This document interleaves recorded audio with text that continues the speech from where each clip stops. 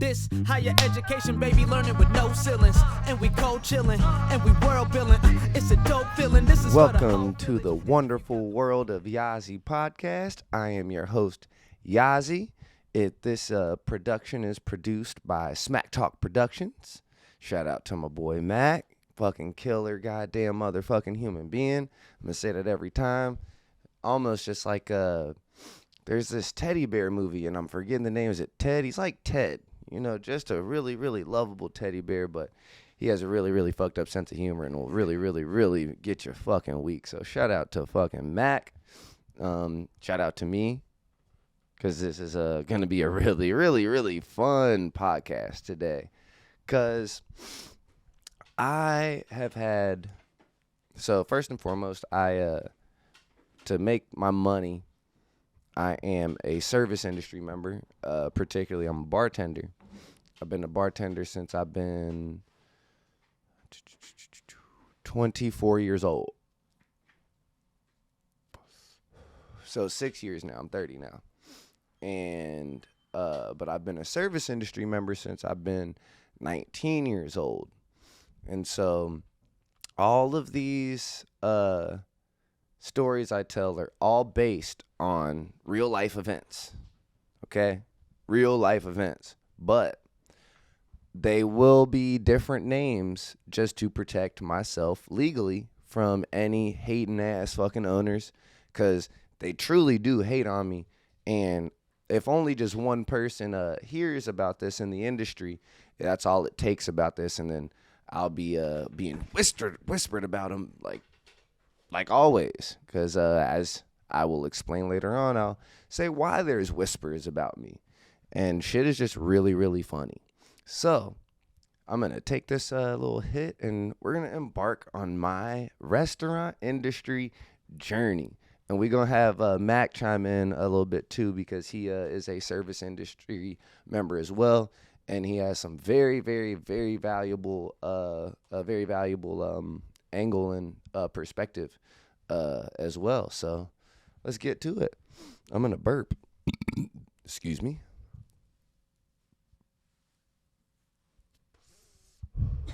Alrighty.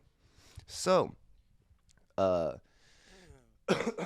first job in the industry that I had was at this place called Shmee Shmone, Schmar and Schmill. Shmee Shmone, Schmar and Schmill. Okay? Probably sounds like a place that you've heard of. It's not. It's Shmee Shmone, Schmar and Schmill. They specialize in various pastas and cheeses. Okay? Particularly on Monday nights, it may be on a discounted price. Not a cool place. Not a cool place at all.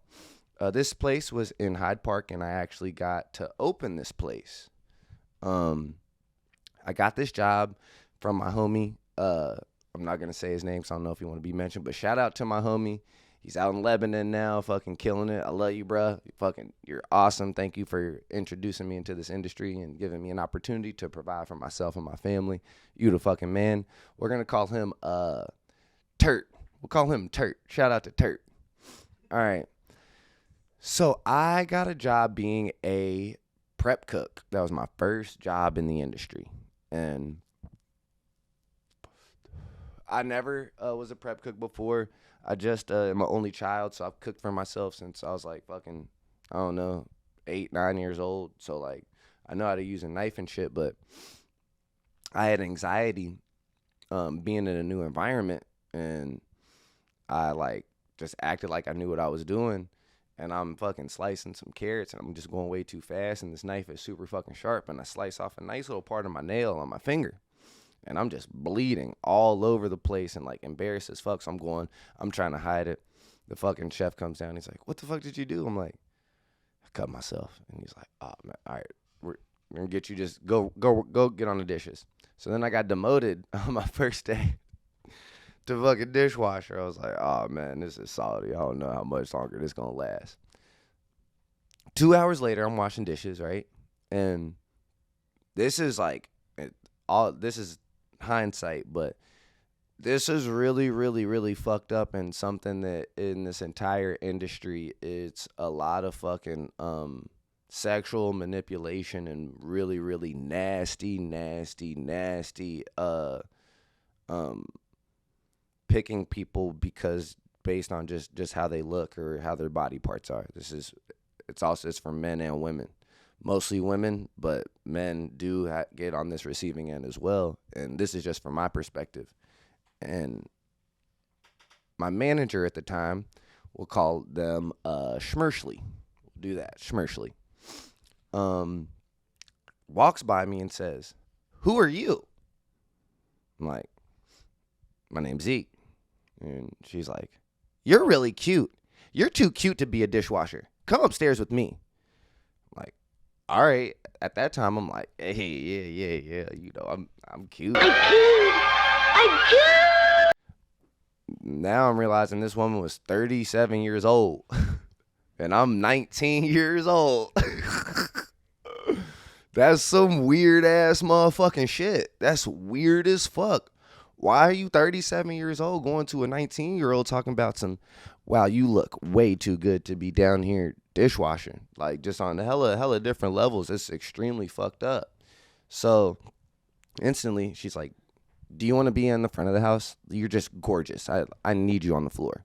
I'm like, sure. And so then one day I was started at prep cook, demoted to dishwasher, and then promoted to server assistant, all in a matter of like 4 hours.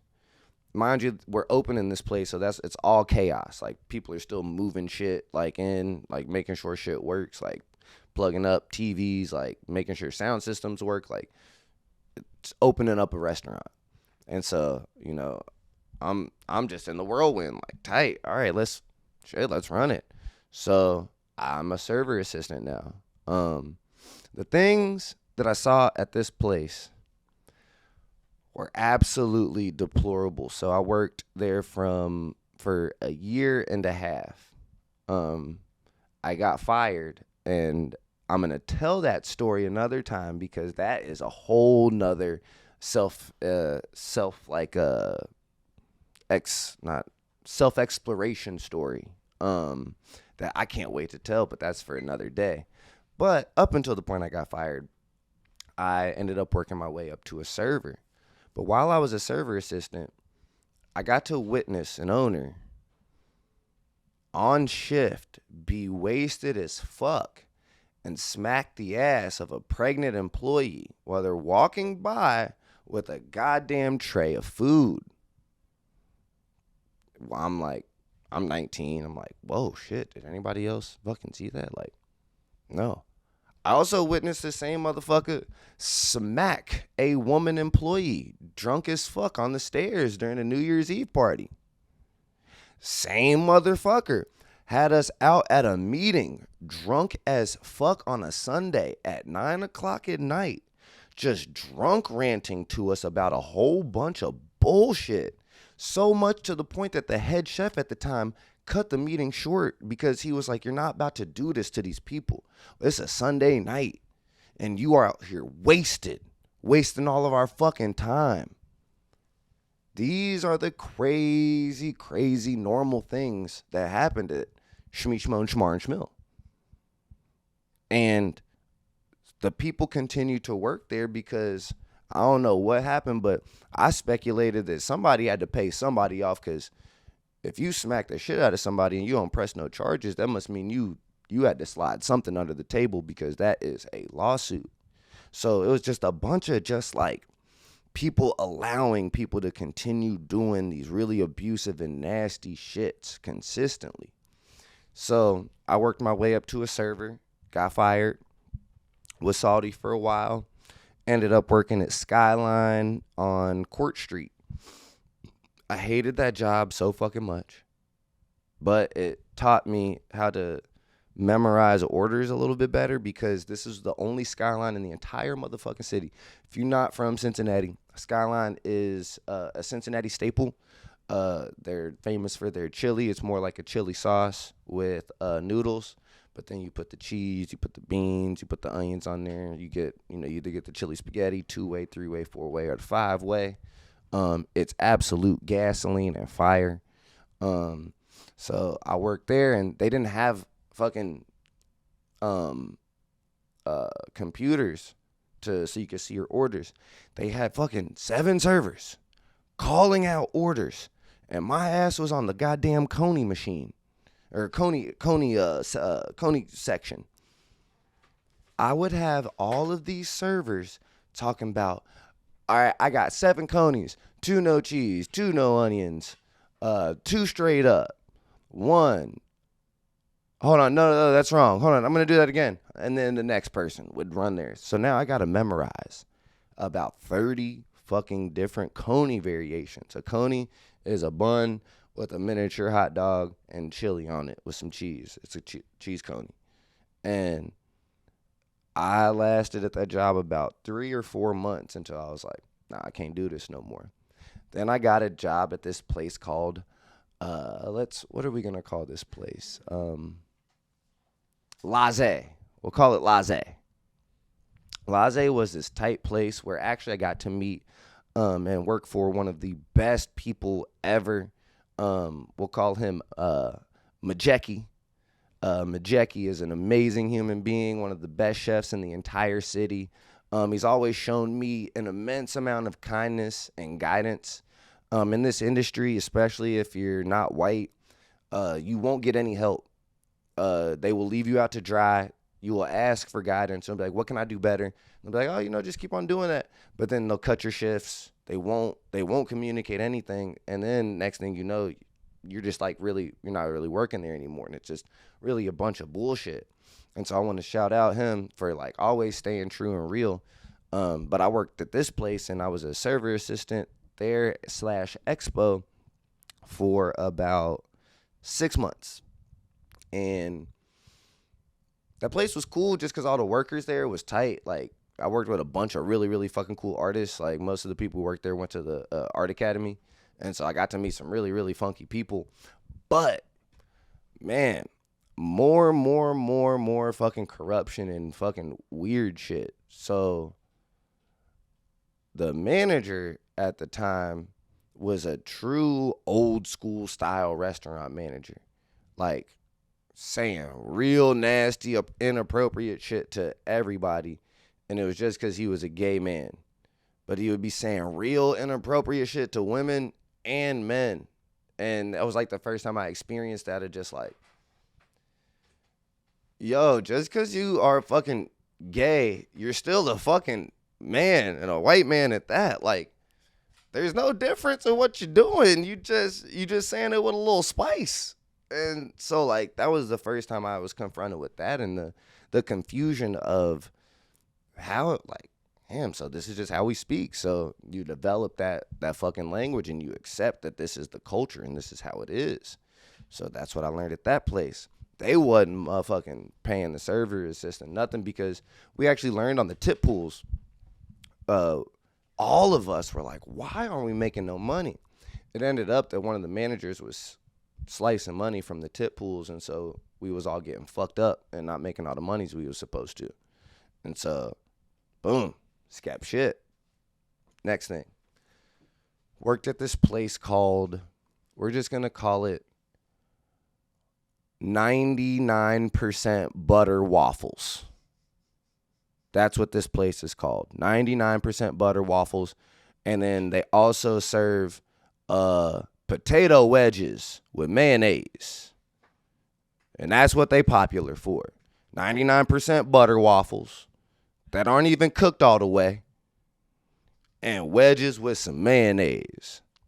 If this sounds like a familiar place, I don't know what to say about that. I can't help that whatsoever. Hey, come on now. Come on. So, I worked at this place, and this was in Clifton Heights, right? And this place was gnarly. But, no, I was going to say I appreciate it. I didn't appreciate anything, because this is actually a place that contributed to my drug abuse, right? So, this is the time when I started... No, not started. I was in the midst of, like, the beginning of my consistent drinking at a high volume and a high level. So I would have to work shifts. Like, I would be working doubles because, like, we didn't make any money at first because we just opened up. And ain't nobody knowing it was in fucking Clifton Heights. And at this time, ain't nobody, like, fucking going up there. And so I was working, like, 50, 60 hours a week. I was not going to be denied partying. Like, you got me fucked up. I'm going party.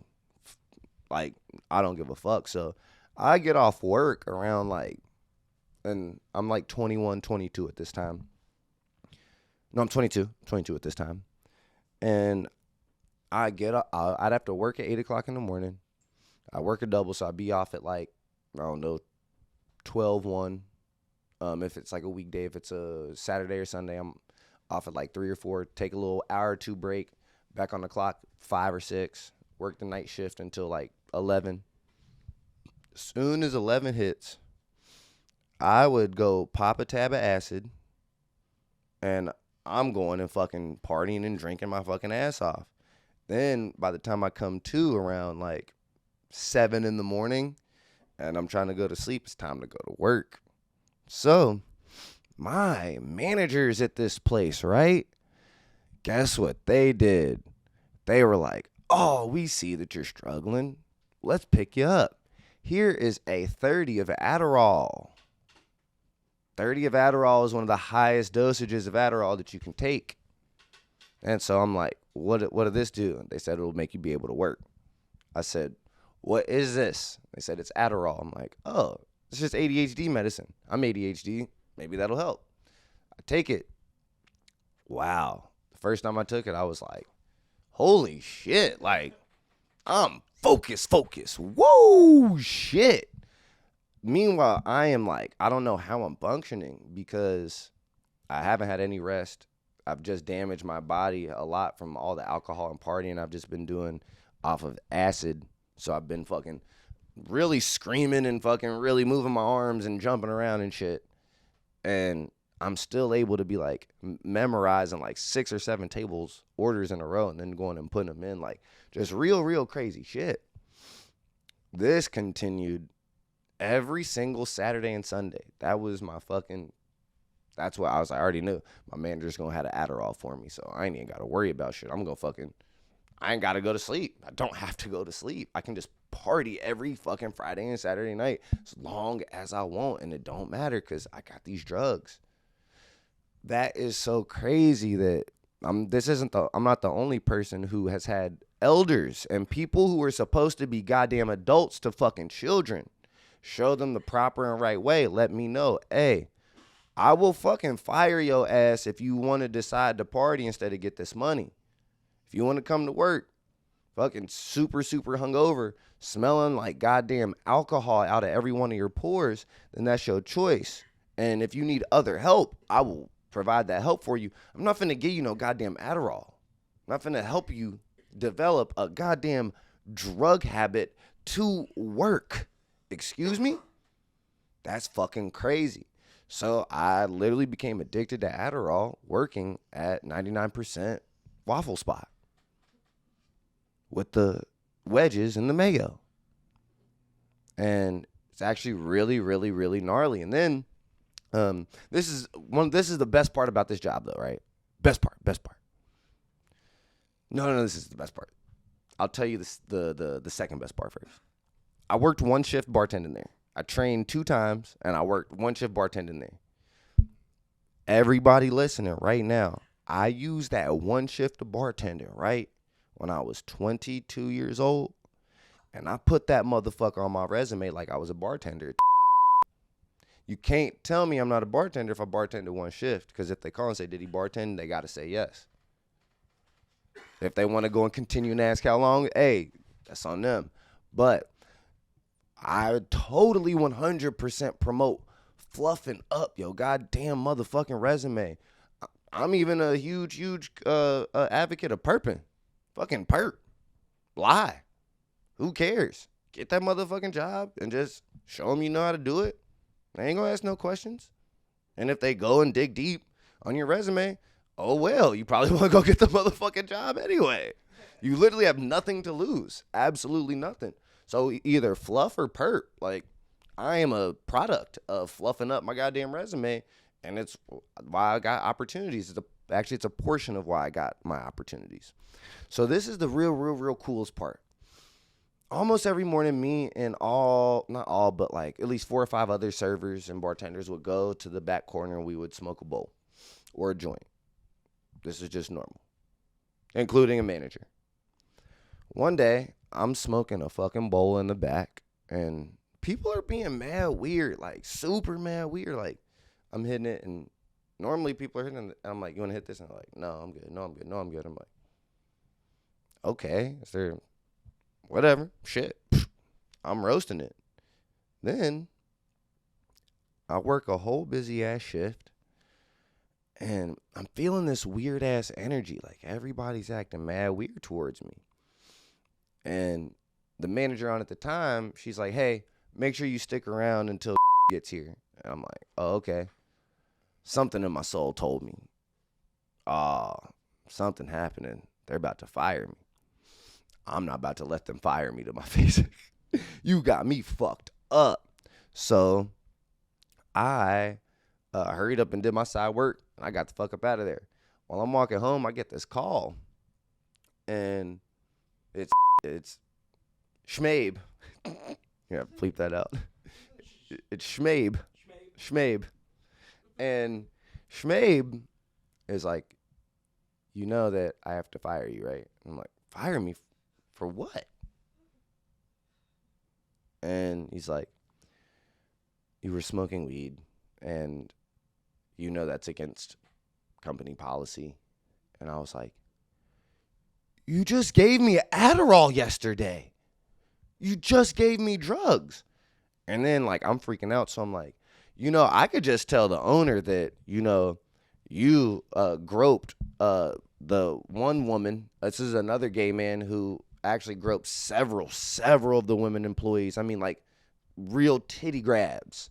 Real, like, grabbing of them asses. Guess what the women had to do? They had to act like they were comfortable. And I got to watch and be like, oh, I guess that's allowed because he's a gay man. And they're not, like, doing anything, not understanding that they just instantly went into survival mode and just really just put on a mask and had to shell and be like, they were also extremely fucking fucked up.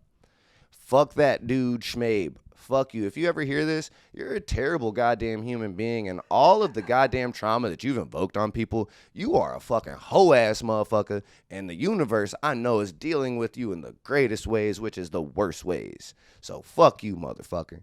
And that's on behalf of all my 99% waffle fam, because I know y'all rock out with that shit. I love y'all motherfuckers. So, that's that place, 99% butter waffle place. Get fired from there. I ain't tripping, though, because that actually motivated me, because I actually was supposed to get this job earlier, because I wasn't making no money at this place. I'm just working there because, like, I'm like, I don't even know. Like, when you work at places, you're really trapped. Like, you can be making no money, but, like, there's just something in you that's just like, I need this for some reason. And it's like, it's really fucking stupid and crazy. And so, and took me 12 hours to get another job. We'll call this place the Fake Buzz. Call it the Fake Buzz. This place specializes in lying about sourcing their ingredients and all of their shit from local places and, like, doing gardens to grow their own food for their ingredients. But they make regular ass pancakes, just flour and all the regular ingredients. Yeah, pancakes, and they're like $15 for a stack of pancakes. If this sounds like a familiar place, the Fake Buzz, it's probably not. It's probably not. I don't know.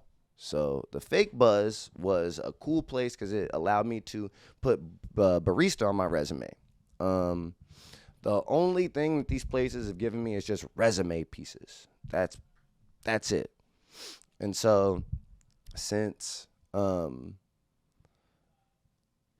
this actual place was just really, really, really fucked up. And I can't wait to tell the future story of the introspection of why I also got fired from this place, because it's a huge, huge, deeper story of just what black people have to deal with in this industry, as opposed to all of my white counterparts. It's absolutely fucking insane.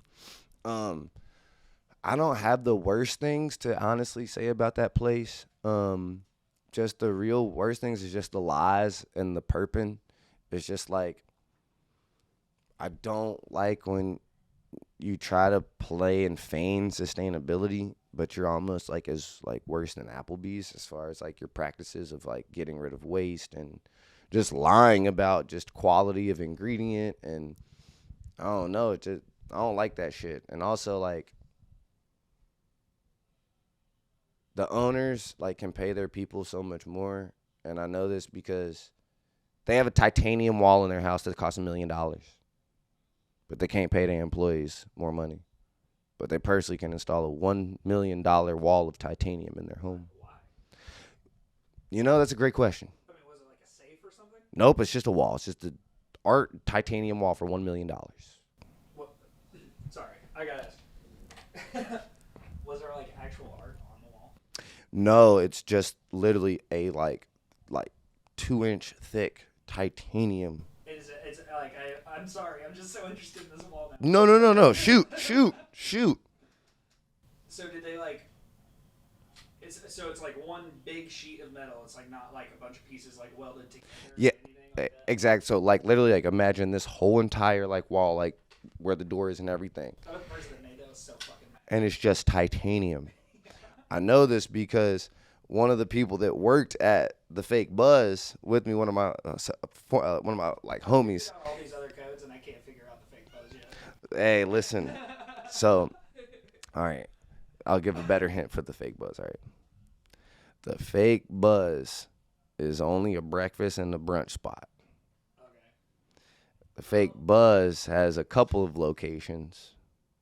The Fake Buzz serves smoothies and smoothie bowls and $15 pancakes.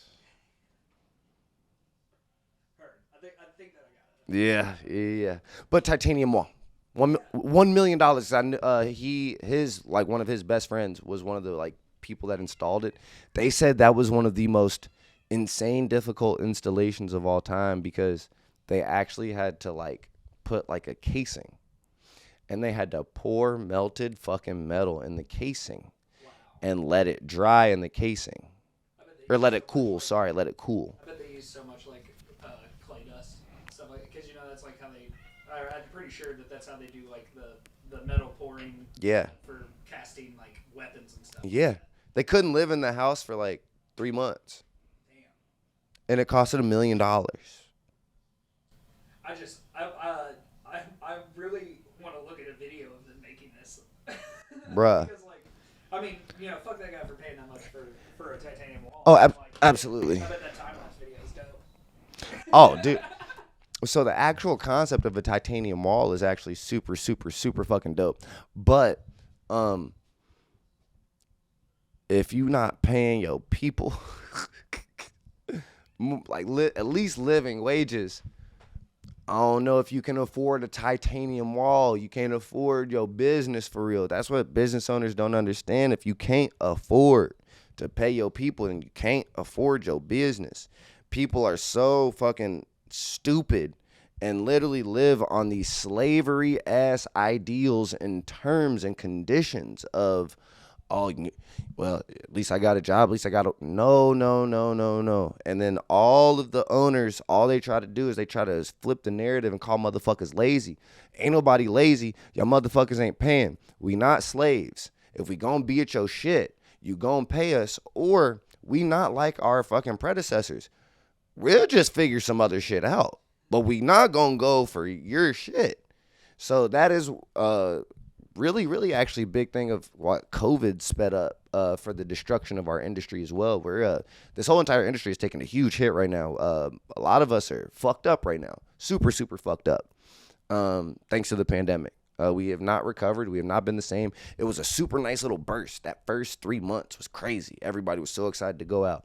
Now, people ain't got no money to go out. Like Mac even said, we were discussing like supposed to be recession proof, but. That's exactly what I was about to say. Is like when I started working in this industry, like 8 years ago or whatever. That was what I was told. It's recession proof. Mm-hmm. Like everybody's always gonna eat. Everybody's always just like the strip club too. Strippers been struggling unless you like the top and getting invited to homes and shit. They ain't I was see you shake it. Shout out Bank, shout out Swooty. Hey, that song go crazy. Hey, stream that Shake It. Or it was called Players Club. Players Club by Banks and featuring Swooty Mac. That shit go crazy. Real crazy. So back to the fucking restaurant industry. So after the buzz, I'll tell that story later why I got fired. That's when I was a little bit salty. I didn't have a job for about 2 weeks. I started working at this hotel restaurant. We'll call this place Retro Mole. The Retro Mole restaurant. Yo, this place was so fucking horseshit. I can't even tell you. So, like, there would be people, like, coworkers, like, stealing from the fucking tip pool. When I say stealing from the tip pool, there's this dude who I despise in this fucking city, and I have to always be cordial to his face. I literally just say hello, goodbye to this motherfucker, but we have a mutual understanding that we don't fuck with each other. He, though, is a leech and likes to always just come and fucking be around me for some reason, and I always say, hey, what you about to do? And then he understands it's the cue to get the fuck away from me. If that's me being polite to say that. I'm not even going to rhyme his name because fuck that motherfucker. He doesn't deserve any promotion on any of my shit. But fuck you, dude. I hate you. And so you took a lot of money from me, and I need that money. So this job was especially fucking traumatic because they told me what I could not do. And they had all these bartenders, right? And I'm watching them like, it's not that hard what y'all doing. Like, it's easy work. Like, we're not making any money serving. I'm not trying to serve anymore. I'm fucking serving fucking coursed meals, like fine dining style. It's not my fucking shit. I don't like doing that shit. Like bottle service with the wine. Like, I hate that shit. That's not for me. So I'm trying to work behind the bar. The manager, we'll call him Mriss. Yeah, Mriss. It's a weirdo name. Mriss. Actually, Mriss lives down the street from my partner's mom. And every time, like, we take walks in the hood and go around, fucking flick his house off. Just to let him know that I still keep that same motherfucking energy. Because, nah, it ain't that. It is not that. And Mriss, one of the managers, I was like, hey, I'm really interested in being a bartender. Like, that's just what I'm trying to do. If not, I'm gonna have to look for other options. They wait like a week and a half. I'm like, yo, like, what's going on? How long does it take to fucking ask? And she's like, so Mriss just doesn't think that, you know, you have really what it takes right now to work behind the bar. And, you know, just really thinking that you should just, you know, just keep working, you know, as a server, and then, you know, maybe one day, you know, we'll be able to get you behind the bar. I literally look at her and say, what? But so-and-so and so-and-so bartend. They're garbage. That's when in my days when, like, whenever, like, I got mad, I instantly just went off the rails of saying, like, exactly how I felt. And I'm letting, like, they are garbage. They're mediocre-ass fucking white dudes who don't deserve to be behind the bar. What the fuck is we talking about? And so she's like, I understand. I feel. I was like, well, you understand I got to put in my 2 weeks. So put in my 2 weeks right then and there. And then I hit my homie up.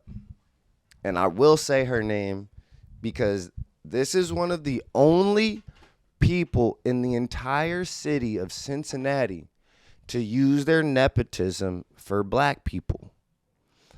I'm going to say 98% of these white people in this city of Cincinnati restaurant industry, they don't have any black friends.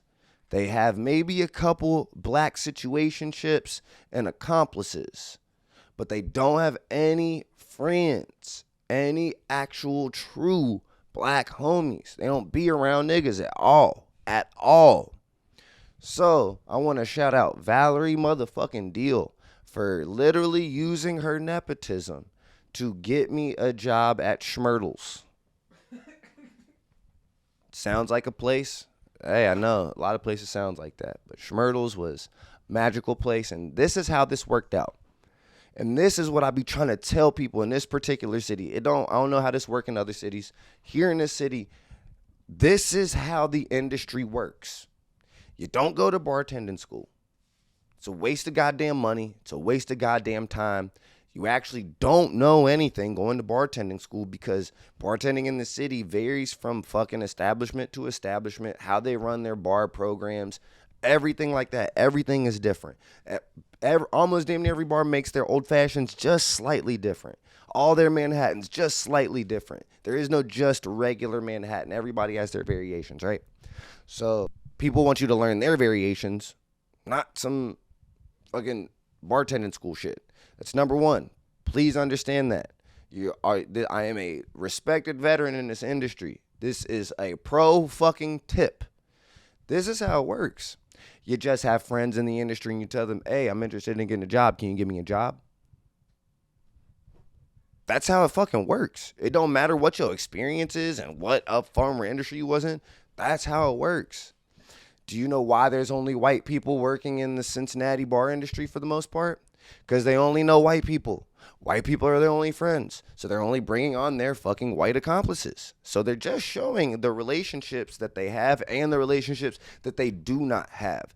Meanwhile, they want to fucking hang up fucking Black Lives Matter fucking posters in their goddamn windows. Want to post shit about goddamn George Floyd and all this dumbass shit. But y'all don't be around no niggas though. How'd that work out? How y'all changing black people's lives for the better? How you helping niggas feed their families? Huh? Shit that's actually meaningful and matter. It's because you don't. From personal experience, you don't. Shout out Valerie Deal for looking out. Again. This higher education, baby, learning with no ceilings. And we cold chilling, and we world building. It's a dope feeling, this is for the whole village. And if you got the will, baby, you can roll with us. Once we finish building this bridge, we can burn something. And we bringing the peace, so nobody disturb nothing. Rewards are greater when you don't feel you deserve nothing. Quiet down long enough, you might mess around and learn something. Open your eyes, homie, it's a colorful world that I see. It's unusual air that I breathe. It's always going up wherever I be. But it's so much to discover beyond the beyond. It's a puzzling world, it's a different life. It's an interesting world with Yazi. It's a difficult world, still a beautiful life. It's the wonderful world of Yazi. Yazi.